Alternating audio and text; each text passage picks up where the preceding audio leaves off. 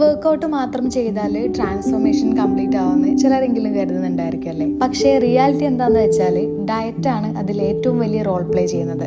ജിമ്മിൽ നിങ്ങളൊരു 1-2 മണിക്കൂർ ഹാർഡ് വർക്ക് ചെയ്താലും ദിവസത്തിലെ ബാക്കി സമയത്ത് എന്ത് കഴിക്കുന്നു എന്നതാണ് നിങ്ങളുടെ റിസൾട്ട് ഡിസൈഡ് ചെയ്യുന്നത്. വർക്കൗട്ട് സമയത്ത് മസിൽസ് ബ്രേക്ക് ഡൗൺ ആവും, പക്ഷെ അത് റിപ്പയർ ചെയ്ത് സ്ട്രോങ്ങർ ആക്കാൻ ശരിയായ ന്യൂട്രിയൻസ് ആവശ്യമാണ്. പ്രോട്ടീൻസ് മസിൽസ് ബിൽഡ് ചെയ്യാനും റിപ്പയർ ചെയ്യാനും ഹെൽപ്പ് ചെയ്യും. കാർബ്സ് നിങ്ങളുടെ ബോഡിക്ക് എനർജി നൽകും, എസ്പെഷ്യലി വർക്കൗട്ട് ചെയ്യുന്ന സമയത്ത്. ഹെൽത്തി ഫാറ്റ്സ് ഹോർമോൺ ബാലൻസ് ചെയ്യാൻ സഹായിക്കും.